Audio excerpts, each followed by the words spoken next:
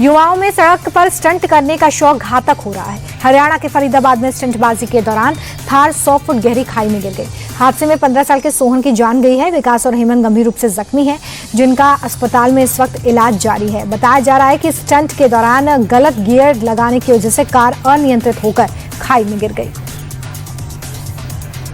दिल्ली के भीड़भाड़ वाले इलाके चांदनी चौक में दिन दहाड़े लूट की वारदात को अंजाम दिया गया। किनारी बाजार के गली अनार वाली में एक ज्वेलर के यहां पर बदमाशों ने बंदूक की नोक पर लूटपाट की।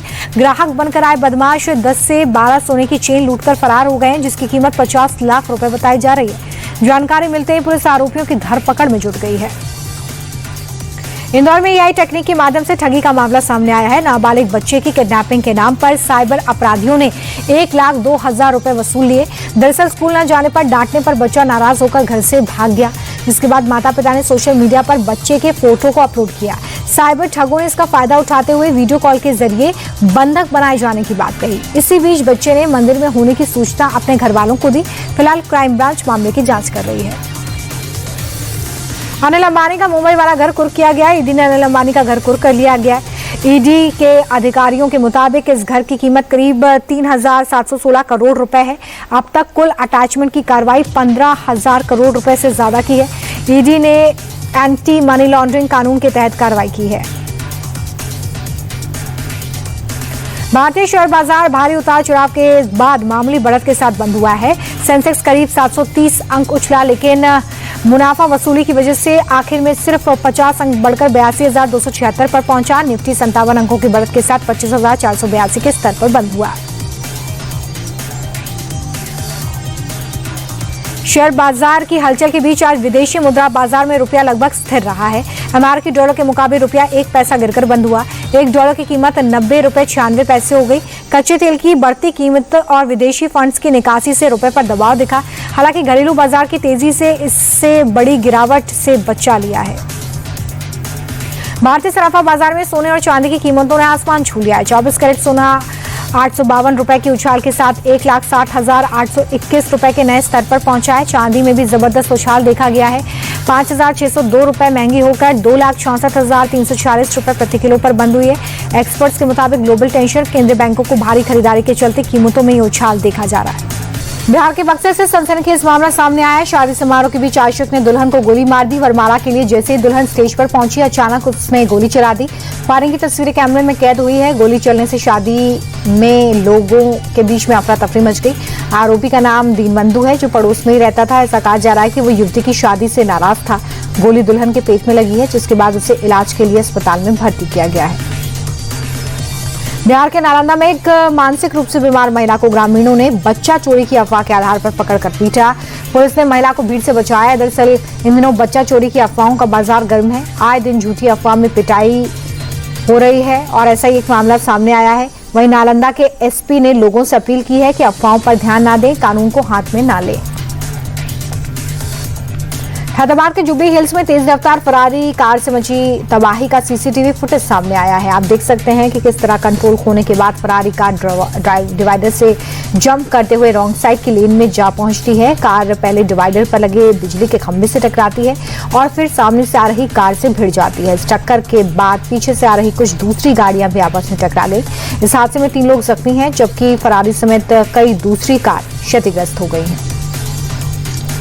गुजरात के नवसारी में रफ्तार का कहर देखने को मिला है। 2 बाइकों की जबरदस्त टक्कर में एक युवक की मौके पर ही जान चली गई। टक्कर इतनी ज्यादा भीषण थी कि दूसरी बाइक 10 फीट दूर जाकर गिरी। हादसे का सीसीटीवी फुटेज सामने आया है। बताया जा रहा है कि कंट्रोल खोने के चलते यह हादसा हुआ। फिलहाल पुलिस मामले की जांच कर रही है। मुंबई के बिजनेसमैन और ज्वेलर्स झारखंड के जामताड़ा वाले साइबर ठगों के निशाने पर है। आरोपी कई लोगों को लॉरेंस स्टेशनरी गैंग के नाम पर धमकी दे चुके हैं। लोगों ने कारोबारियों को धमकी भरे मैसेज और कॉल भेजे हैं। इस मामले में पुलिस ने 5 आरोपियों को गिरफ्तार किया है। एक आरोपी झारखंड से अरेस्ट हुआ है। पकड़े गए सभी 5 आरोपियों को न्यायिक हिरासत में भेजा गया है। फिलहाल पुलिस इस पूरे मामले की जांच कर रही है। महाराष्ट्र के वसई में बच्चों के विवाद में बड़ों का फसाद हो गया। यहां पर बच्चों के खिलौने को लेकर विवाद शुरू हुआ और मारपीट में बदल गया। 2 गुटों में पहले धक्का मुक्की हुई और फिर घूंसे और थप्पड़ बरसने लगे।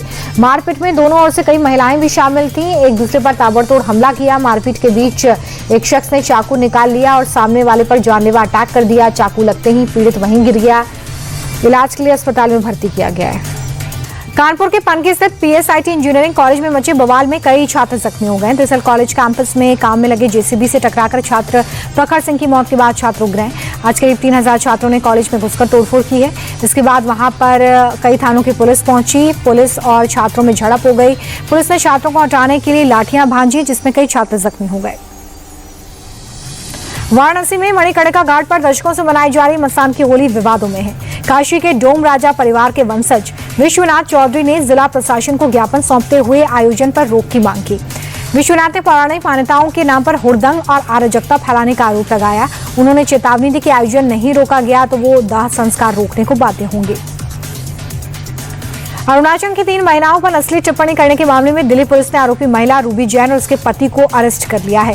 दरअसल मालवीय नगर में एक मकान के फर्स्ट फ्लोर पर हर्ष और उनकी पत्नी रूबी रहते हैं। उसी मकान की चौथी मंजिल पर अरुणाचल की 3 महिलाएं किराए पर रहती हैं। किसी बात पर विवाद में हर्ष और रूबी ने तीनों महिलाओं पर नस्ली टिप्पणी कर धमकी दी।